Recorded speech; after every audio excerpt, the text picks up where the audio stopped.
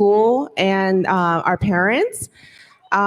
We will be sharing some school-wide announcements and updates. I know that we included on the Wednesday weekly, but we wanted to have a better opportunity to share a little more around the context and the details of the events.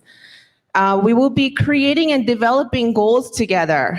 We will be discussing improvement ideas on various school priorities and allowing different staff members an opportunity to provide workshops on various topics. Later, we're going to get your input on what additional topics parents would like to learn more about from OCCA. And so we'll have an opportunity to share. During the presentation today, please write down your questions or hold on to it towards the end, where our goal is to dedicate about 15 minutes for Q&A. So please hold on to your questions. And by the way, this is being live streamed right now. We have an OCCA channel on the YouTube account. So for parents who are not able to join today, you can always go back and watch it. If you have any questions, feel free to email us directly. Our agenda today, welcome and norms. This is our office and admin team, including Mr. Helwig back there. And we're going to be sharing some announcement updates from including the parent representatives of different committees that we have. We will be sharing the parent survey results from last school year. That was reported to the state through the LCAP, and we want to share the results with you and what we've done as our next steps for this school year. We're also going to be getting some input, like I said, on the future Coffee with the Headmaster topics. Mr. Davis will be presenting on the National School Lunch Program to give you a little more context of how it works. And then he will be sending out a survey to all parents so that we can vote on it. So my name is Semi Park. I'm the headmaster of OCCA. We have our assistant headmaster, Helen Sir, who oversees our instruction overall. Tammy Clarida, I'm sure you've been working very closely with her. She is our business manager. She handles pretty much everything as our back office. So she does payroll, HR, enrollment, you name it, anything that goes on in the office. We have Mike Davis, who started as our parent last year, and the wonderful, sweet husband of Nina Davis. And he has taken on the new role of Director of Operations and Culture. So Mike's focus is on the growth and development of OCCA. We have what we call vertical development, which is growing into a TK through 12th grade within OCCA. So Mike is working very diligently on finding the location for 7th and 8th grade, setting up our WASC accreditation, so many things. We also have our horizontal development that Mike and I are both working on with our board, which is growing into a district. We're currently aiming to open OCCA number 2 next school year. Okay, we have Duncan Helwig, our campus operations manager. Duncan oversees safety with me, and he's also the supervisor for all of our campus monitors. So he oversees the safety and well-being of our students, especially during recess and lunch recess. And he also manages our building. And he's also our IT. We have Jessie Flores, who is our wonderful parent coordinator. Jessie is overseeing our room parents this year, and as well as coordinating most of our school-wide events. And she works with our parent volunteers closely. Mimi Keene is not here. She has to be in the office, but she is our office assistant. Mimi's primary role is to oversee the attendance to make sure that OCCA can get its revenue. These are the norms that we uphold at OCCA at the grammar level. There are 4 additional virtue pillars that we will be introducing once we go into the logic level, which is 7th and 8th grade. But for grammar level, which is TK through 6th grade, these are the 6 pillars that our students, staff members, and parents uphold together. So it's responsibility, respect, courage, courtesy, honesty, and citizenship. And these descriptions next to it are different for students. different for staff, and different for parents. Last year, our parents, during our first Zoom Coffee with the Headmaster meeting, our parents did an activity to come up with some of these commitment. So how can parents interpret these 6 pillars, let's say during Coffee with the Headmaster, or amongst the parents, or at a school event? How can we commit to it? Because all 3 stakeholders have to work together to uphold these pillars together. So I'm going to read each pillar. Could you please read the description next to it? And as you're reading it, you're rededicating and committing yourself to uphold these pillars. Responsibility. Respect. Courage. Courtesy. Honesty.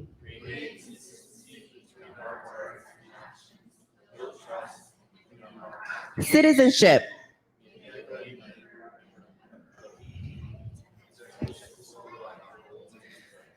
Okay, so I saw that almost everybody read it. I'm gonna keep my eye on you throughout the year. So I think it's important that at each parent meeting, we just kind of sort of revisit who we are. What is our identity? Because I'm sure you have lots of friends around you who may be on the waiting list or who are interested about our school, and they're asking, what makes OCCA so great? What do you love about your school? And I want to make sure that we have consistency in how we're describing our school. So I'm going to give you an opportunity to respond. What defines our school? What is our identity? Don't be shy. Yep. Our identity is classical education. Yes, we are a charter school, and that makes us unique, but our primary identity is that we are classical education. That's our primary identity. And what is our mission and vision? I know some districts have the mission and vision of 21st century learning skills and college and career readiness. That seems to be the most popular mission and vision nowadays in California. But what is OCCA's mission and vision? Yep. Building the hearts and minds and characters of our students. That is our mission and vision. Our ultimate goal is to raise virtuous citizens. We care about them beyond college, beyond getting a good job. We care more on their focused development of their hearts and souls. What do we teach our students at OCCA? Does anybody know? This one's kind of hard. We teach 2 things, two types of virtue. Does anybody know? It's moral virtue and intellectual virtue. So if you ask us, what do you guys teach? What makes your curriculum so robust?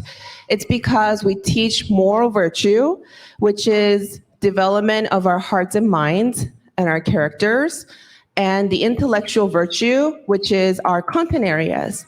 And we do teach a lot of content areas, even at the grammar level. I think our 3rd graders learn about 12 different subjects. So that's what makes us really robust, because they're learning so many different things about themselves. So liberal arts refers to learning about the human relationships, learning about yourself and your relationship with others. And then sciences refers to learning about the world. They learn geography, they learn history, arts, music, you name it, right? And so moral virtue and intellectual virtue. Does anyone know what needs to be taught first? Yep, moral virtue. We cannot teach our students need the intellectual virtue to do well on the test, but they must first learn to be honest. They need to learn to be responsible and be respectful, right? So moral virtue must be taught first. Okay, we're gonna jump into our updates and announcements. We're gonna start with Ms. Flores, who will be giving some announcements from the office. Hello. School photos will be Monday through Wednesday, September 13th to the 15th. The prices will be the same as last year. For all new parents, we'll have a list of all the updated prices we had last year. The fundraising committee will be creating an opportunity to raise money for the school with sibling and buddy portraits. The details to follow. And school calendar, we will be using our Parent Square calendar to share all of our upcoming events. So I'm currently working on the calendar, so it should be updated by this Friday. All right. Parent engagement opportunities. We have a lot of different committees here. So we have our Academy Advisory Council, which is our AAC meeting. That is a school site council, sort of a board meeting at the school level. We also have our academic committee that Mrs. Sir is leading. We have our safety committee that Mr. Helwig is leading. We have our fundraise committee that our foundation chair, Rebecca Holtz, is leading. We have so many different events. If you want to be more involved or if you're looking for just a volunteering opportunity, please don't hesitate to reach out to Jessie and she will guide you to which committee might suit you the best. Okay, Ms. Holtz, you ready?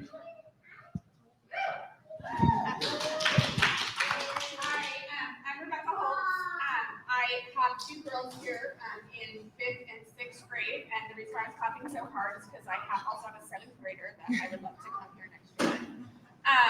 But we do the fundraising committee, and what's kind of neat about what we do is we not only raise money for the school, we actually pour it all right back into the school, and we host a lot of really fun activities. So if you guys liked doing that at your old school, or if you're really into event planning, please come to our meetings. They're the last Friday of every month.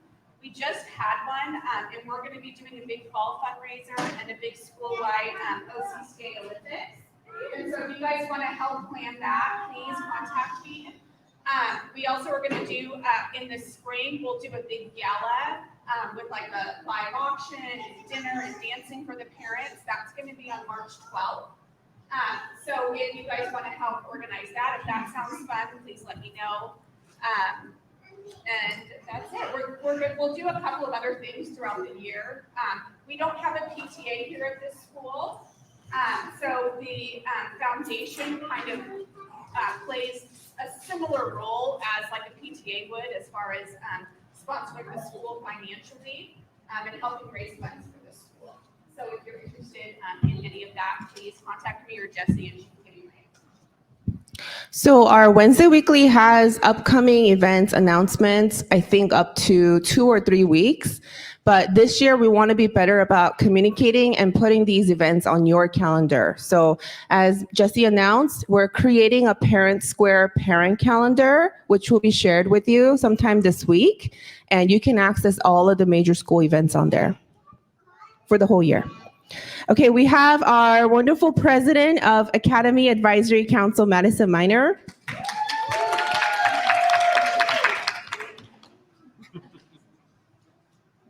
Hi, good morning. I'm Madison, and the Academy Advisory Council is kind of a liaison between our staff and faculty and parents. So that's kind of our goal, is to create an open line of communication and kind of answer questions, help with any concerns, or kind of just whatever you need. If that makes sense.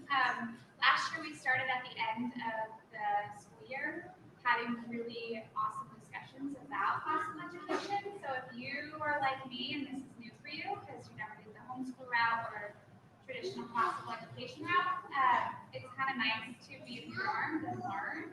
I know I like to learn. So we had really good discussions kind of towards the end, and anyone's welcome. Our first meeting is September 9th at 1:15 p.m. And it's probably in here, if not, okay, so it's going to be in here. And anyone's welcome, so please come and bring your questions, and we'd love to have you. Thank you. Up next, we have Mr. Helwig, who will be sharing updates on the safety committee.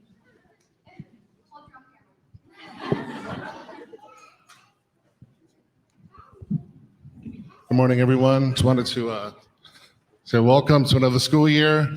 We'll be meeting for the safety committee on the last Friday of every month at 10:30. I'll be sending out invitations, and Mrs. Flores will be posting also on Parent Square. So I invite you all to join us and be a part of the team. So thank you. So this year, you'll notice we're waiting for a couple of things to arrive and to be set up. We're waiting for a brand new door in the front office that'll look much better. Once the door is installed, we are going to have a buzz-in system for our parents. We also have the Raptor, as you notice, when you signed in. This does a basic background check for any visitor who's on campus, and all of our parent volunteers will sign in or sign up online using our Raptor system, and that does a more detailed background check for any volunteers on campus. There's a lot more that we have on our wish list for safety committee. So if you have any experience or expertise, or if you're just really passionate about safety, please come out to these meetings. All right, we have Mr. Mike Davis, who will be talking about our growth and development plan. Hi, everyone. It's a privilege to be the new director of operations and culture, and I think among the roles I'm going to have at this school, the priority will be around growth and development around the school. So quite literally, after this meeting, I'm heading up the first growth and development meeting with the subcommittee, and we already have listed out a kind of decision tree in terms of which different paths we will take going forward. So probably by the next coffee with the headmaster, I'm going to have plenty of details in terms of what this looks like. But we are a very fortunate school. We have a lot of people who are interested in helping us, and a lot of opportunities for the school going forward. Mike's other responsibility, we all have like 7 or 8, is the culture piece. And that's, if not more important, just as important. This year, based on our parent feedback from last year, we want to do a lot more parent education on classical education.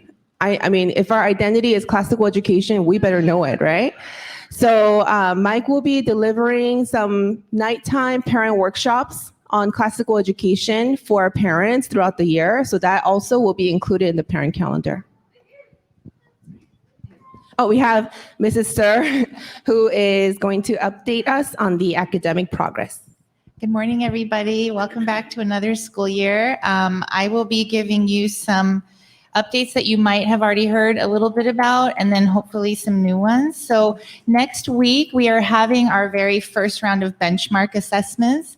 And if you were here last year, you know that benchmark assessments, they pretty much last the entire week. And these are not tests that go into a report card grade.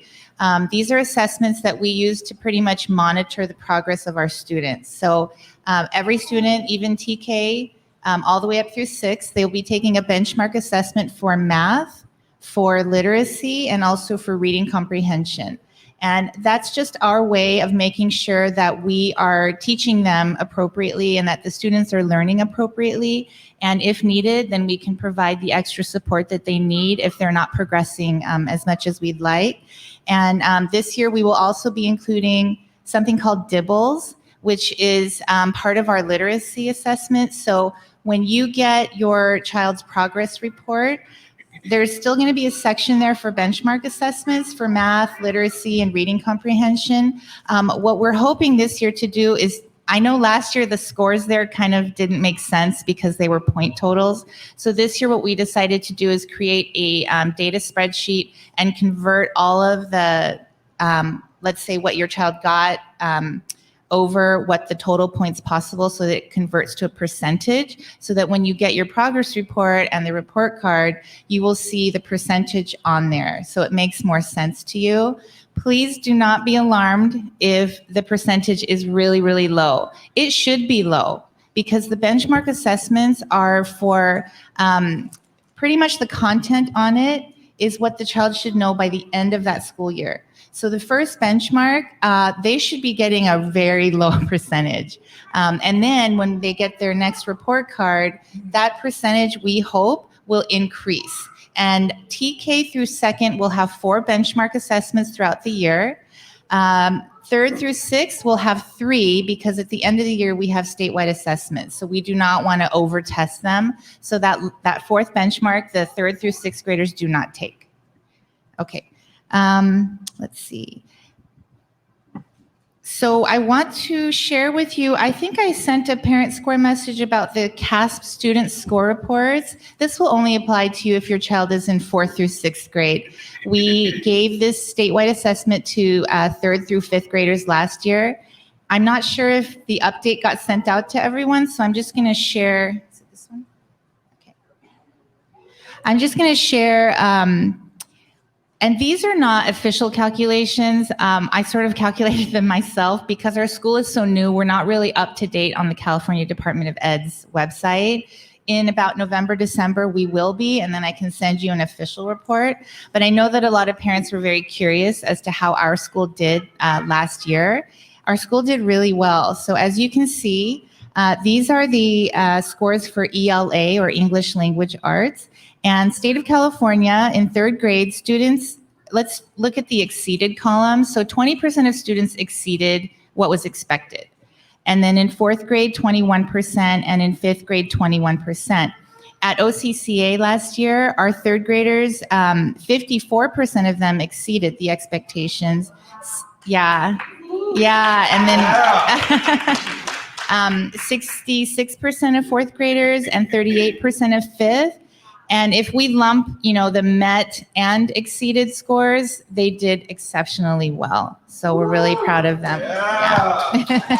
So just to add to that, the way that, sorry, I don't know what's happening. I must be really excited today. The way that the state measures our progress is finding the average of all of the met and exceeded.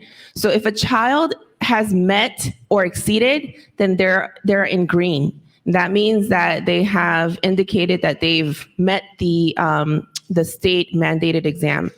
So what the state does is they add all of the met and exceeded and calculate the average for the overall score.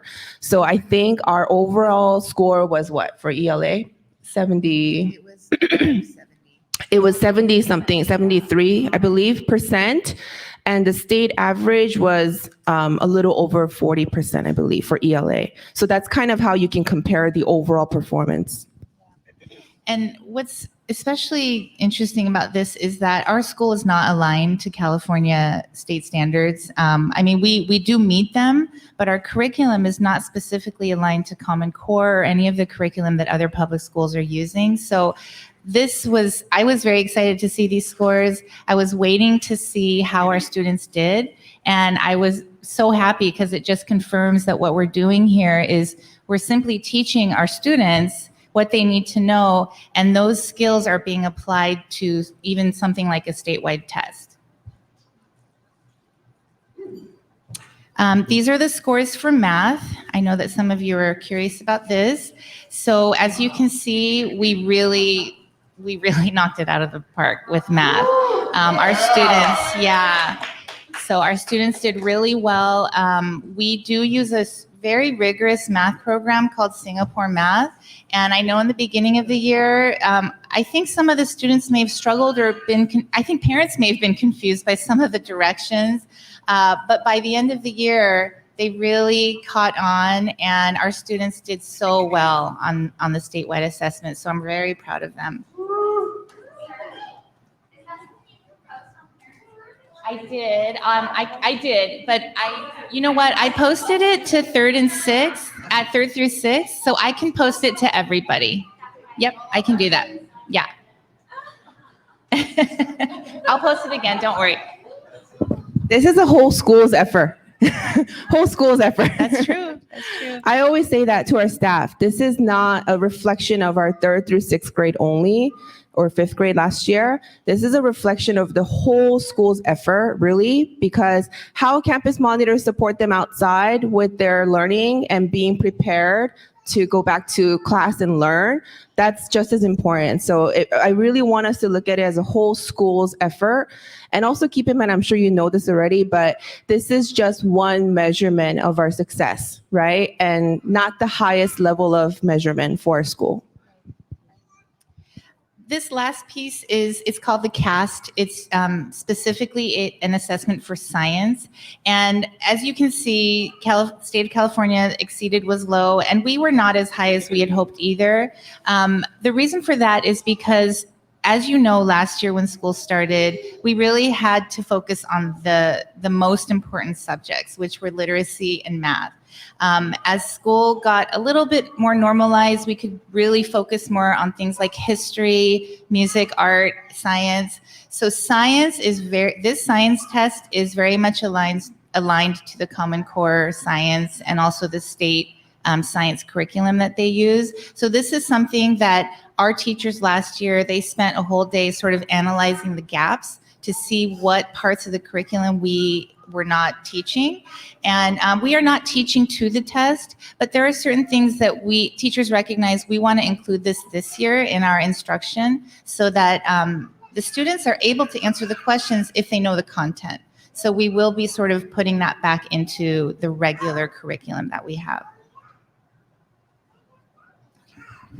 Okay, so I'm going to go over the results for, I think we had 11 questions on the parent survey last year, and then I'll summarize what we've done as a school for our next steps. The first question was, the school is visibly dedicated to achieving its mission. About 84% said strongly agree, 15.3% said agree. Number two, in light of the mission, I am pleased with the academic program. About 80% of parents said strongly agree, 20% said agree. School has knowledgeable and dedicated teachers. 82% said strongly agree, 18% said agree. School cultivates a sound culture that fosters the virtues. 79% said strongly agree, 21% said agree. School watches over and has an effective plan that utilizes building safety and drills. 60% said strongly agree and 38% said agree. Overall, I find that school communication is timely and effective. 72% said strongly agree, 25% agree. School lunch program provides a nutritious and satisfying food choice. About 40% said strongly agree, 30% said agree, 23% said NA, probably because they don't order from Choice Lunch. And believe it or not, this is the highest result that I've seen in my 5 years of being a principal for a school lunch program. The school's front office is supportive and helpful. 73% said strongly agree, 25% said agree. Schools leaders are effective and accomplish the mission. 80% said strongly agree, 19% said agree. I am satisfied with the school's response and plan with regards to COVID-19. This is based on last year. 69% said strongly agree, 23% said agree. I would recommend OCCA to other prospective parents. 91% said strongly agree, 9% said agree. So these were the questions that we sent out. It will be very interesting to see how we perform on this year's parent survey results to compare. And some of the things that we as a school have done as a next step: enhancing communication, so streamlining communication with Parent Square. So Parent Square is the main communication that comes from us, this team right here, office and admin team. Class Dojo is more used by the teachers mainly as a means to send out any communication based on their class assignments and events. We decided to send hard copies of Wednesday Weekly along with posting it on Parent Square every week. We decided to include more office and admin team, including Mr. Davis on the culture and the growth development, Mr. Helwig on safety announcement, and the office team as well on Wednesday Weekly.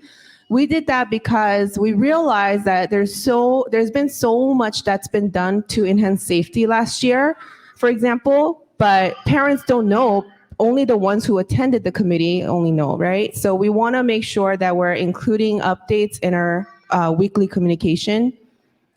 We decided to create a parent calendar via Parent Square to make it easier for parents to have the major school events throughout the year, and you can plan ahead. We have decided to provide more opportunities to meet in person this year, and we're so grateful that we can. We hosted a meet and greet event before the first day of school. We will be hosting, again, school-wide, in-person back-to-school night on September 30th. And we're also getting a taco truck for you guys.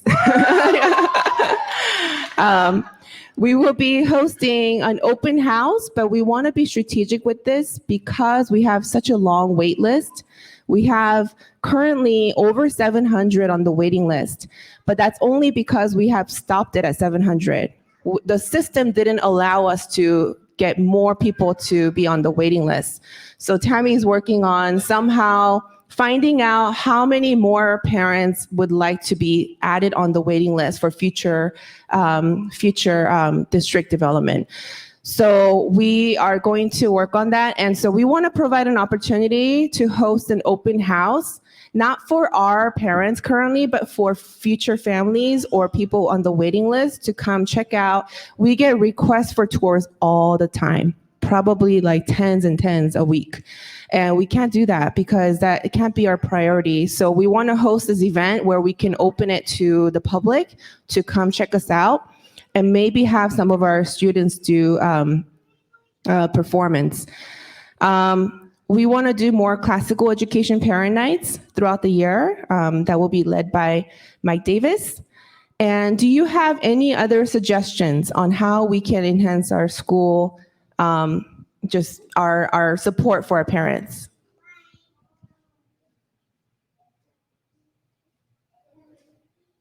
I know it's kind of last minute question that I'm throwing out there, but think about it. If you have any suggestions, please come to me. Don't hesitate to come to any of us to share your suggestions. These are the tentative agenda for this school year. These are the topics that we have to include in our coffee with the headmaster. So today we're doing our introduction and parent survey results along with a few other topics. In October, next month, we're going to go over our LCAP, which is our Local Control Accountability Plan. That is the school priority plans, a very detailed 100 pages long plan and a summary of how our school performed based on last year's performance. And we do submit that to the state. So I want to go over that and our specific results based on the LCAP priorities and what our school priorities are for this school year. In November, Mr. Helwig will be presenting on the OCCA safety plan. December, we will be doing a little more around the history of classical education and what it is. February, March are open for your input. April, we want to do LCAP goals for it's supposed to say 20 to 23. So for the following year, we want to get your input before finalizing our LCAP goals for the following year. And then May is also open. So does anyone have any topics of, I would love to learn more about this, or I would love it if these staff members can come and give us some sort of workshop around this topic? The Singapore math. Yeah. I know for me, it's what's helpful is when the teachers last year, Mr. Brooks used to send us the answers because it takes me so long to try to understand my math, and then my daughter thinks I'm an idiot because I don't know fifth grade math. But like to learn the Singapore math a little bit, like maybe just a workshop about just how like the basics of it. Great. To help us. Great suggestion. Anything else? Yeah. I can add to that. I just ordered the answer key off Amazon for that whole.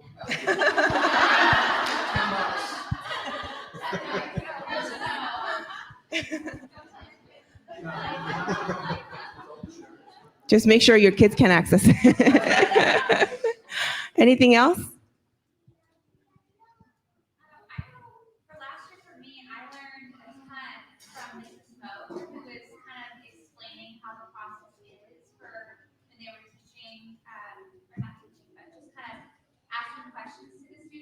for testing, for statewide testing. And so I would love, I know she has no time in her life, but if she could ever hold an informational for parents that are going into the testing process. Great. I think that would be really rich. Great suggestion. So, anything else?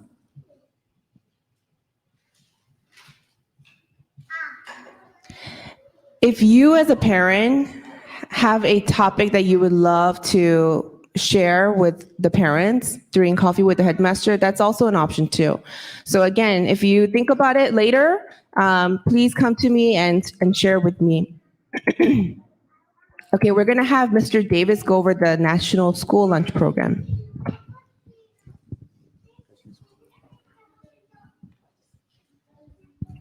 Great. Okay, so you're probably familiar with the phrase, there's no free lunches, right? All right, we're going to find out if that's true or not, all right? First thing I want to emphasize is this is not about families that are in need having free lunches. We're doing that already, all right? This is about a program that's made available to us through the state and the federal government where potentially all our students can have subsidized free lunches, all right? So if we look at this in terms of a benefit versus trade-off, the benefit's obvious, right? Everyone theoretically is going to get a free lunch, all right? So what are the potential trade-offs that we should consider? Well, it was interesting. I'm sitting in on some of the meetings around the program, and this is basically the takeaway. The free lunch program will technically only cover $3.60 of the lunch. And so you think, oh, it's great. We're all going to pay $3.60 less on the lunch.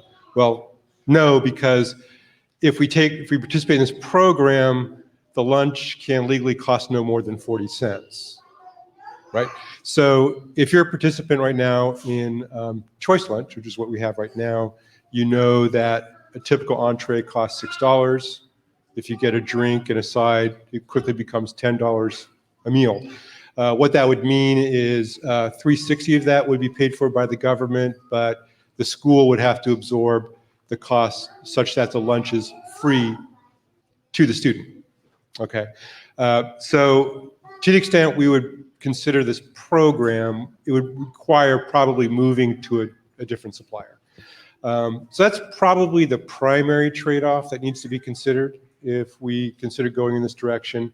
The other thing, which I will not go into detail, is not surprisingly, if we take on this program, there's an incredible amount of regulatory requirements around it, right? The government doesn't pay for things for us unless there's an understanding that it conforms to their understanding of what a lunch ought to look like. All right, so just keep in mind, in addition to transferring to a different provider, it would also require some degree of compliance on the school's part, all right, which is also going to be part of the consideration. I want to add to that. So I went through this program the past 13 years in South LA at another charter school. And so one of them being, we have to have a kitchen. Currently, we don't have a kitchen here. And it's like a restaurant inspection. We need to have a kitchen. We need to have the right oven system. We need to have the right number of fridge. That's all money and renovation that we need to dedicate our school budget towards, which we did not budget it because this news came so late in the year. I think around the end of July when we found out that the state was doing this. Also, Choice Lunch confirmed that they do not have an association with National School Lunch Program. So that means that if we decided to enroll and apply for this program, we not only have to build a kitchen, but we also have to go with another school lunch program, not Choice Lunch, that from what I've heard and from what I've experienced and seen is much less of a quality for our students. Great. So, if we were to hypothetically compare what we've been doing versus what we would be doing if we stuck with Choice Lunch under an SLP program,